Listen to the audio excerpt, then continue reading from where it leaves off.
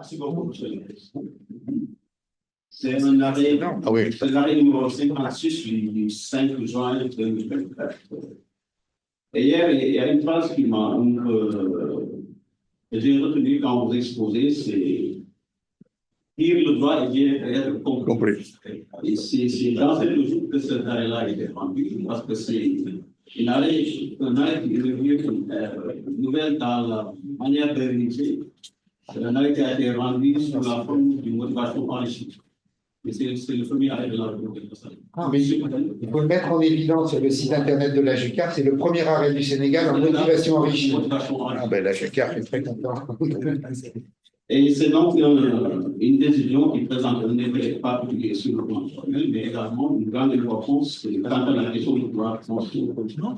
Et par rapport à la question du droit, il est de rappeler l'exposition des articles 19 du Code des obligations civiles et commerciales. Il dispose que l'acte sous seing privé est valable lorsqu'il est signé par les parties. Et l'article 20 dispose que la partie illettrée doit se faire assister de deux témoins lettrés qui certifient dans l'écrit son identité et sa présence. Et ces témoins attestent en outre que la nature et les effets de l'acte lui ont été précisés.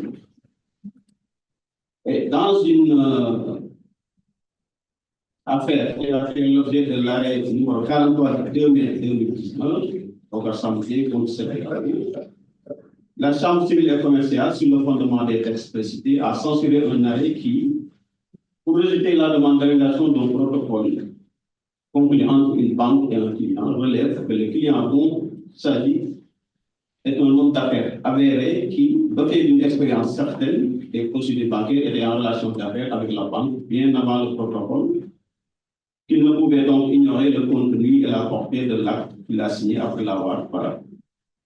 Cet arrêt a donc été cassé pour des bases légales au motif que la Cour d'appel n'avait pas recherché si l'illettré a été assisté de deux témoins certifiant lui avoir fait connaître la teneur et les effets de l'acte.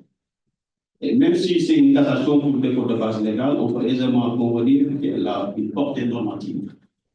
Et cet arrêt donc consacré un revirement par rapport à une jurisprudence antérieure, selon laquelle l'application des textes que j'ai cités tout à l'heure était subordonnée à la déclaration par la partie illettrée de son illettrisme, et que même l'absence de la mention de l'illettrisme dans l'acte faisait présumer la qualité de l'illettrisme.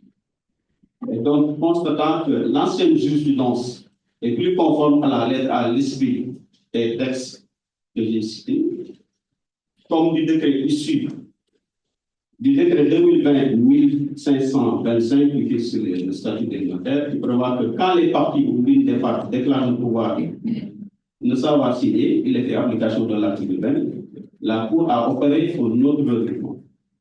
Et pour ce faire, et c'est là où la décision présente un intérêt particulier sur le plan formel, la Chambre a d'abord expliqué les raisons pour lesquelles il était nécessaire d'opérer un revirement, en précisant que les juges du fond ont continué à se référer à la substance ancienne et qui, du reste, est plus conforme à l'esprit et à la lettre même des textes que j'ai cités tout à l'heure. Donc, la Cour a fait preuve d'humilité, constatant que les juges sur le fond ont fait de la résistance par rapport à une position qui était là, et a fait humilité pour faire le règlement de jurisprudence. Et dans sa motivation, il a d'abord énoncé que si l'illettré ne relève pas son illettrisme ou que cet état est inconnu du notaire, le recours au témoin certificateur n'est pas obligatoire. N'est obligatoire s'il est avéré qu'il était en mesure de comprendre la nature et les effets de l'acte. Et ensuite, elle a relevé que la personne qui était intéressée, il résulte de ses propres déclarations qu'après avoir librement fixé le prix de vente d'un commun accord avec l'acheteur, il a été convaincu par ses proches de faire annuler la vente car il pouvait avoir une meilleure offre. Et la Chambre a retenu qu'il résulte de ces déclarations que la demande d'annulation est juste motivée par une volonté d'obtenir un prix plus élevé de l'immeuble. Et la Cour qui en a justement déduit que l'acte signé et que le recours au témoin lettré n'était pas obligatoire. Ce qui s'est passé, c'est qu'il y a un client qui a acheté un terrain par devant notaire. Et quand il est sorti, ses parents lui ont compris qu'il pouvait obtenir un meilleur prix. Puisqu'il n'avait pas fait état de son illettrisme et que le notaire n'avait pas, ne lui avait pas indiqué son droit de se faire assister par des certificateurs, il a saisi le juge pour constater l'application de l'opération. Et là, la Cour est revenue sur la jurisprudence antérieure pour dire que cette jurisprudence est plus conforme à l'esprit de la loi, parce que le texte dit que l'illettré doit se faire assister par des témoins. Et quand on dit doit se faire assister, c'est forcément l'illettré qui doit faire état de son illettré.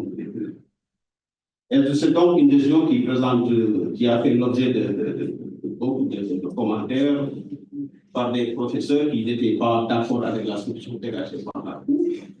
Et sur le plan formel, je l'ai dit tout à l'heure, c'est la première arrêt qui a été rendu, comme de la département ici. Et les juges ont essayé d'expliquer de manière pédagogique pourquoi ils ont opéré ce règlement.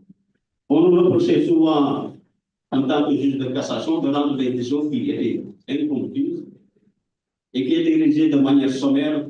Même les juges du fond nous appelaient souvent pour nous demander des explications par rapport à telle ou telle décision. Et là, on a essayé un peu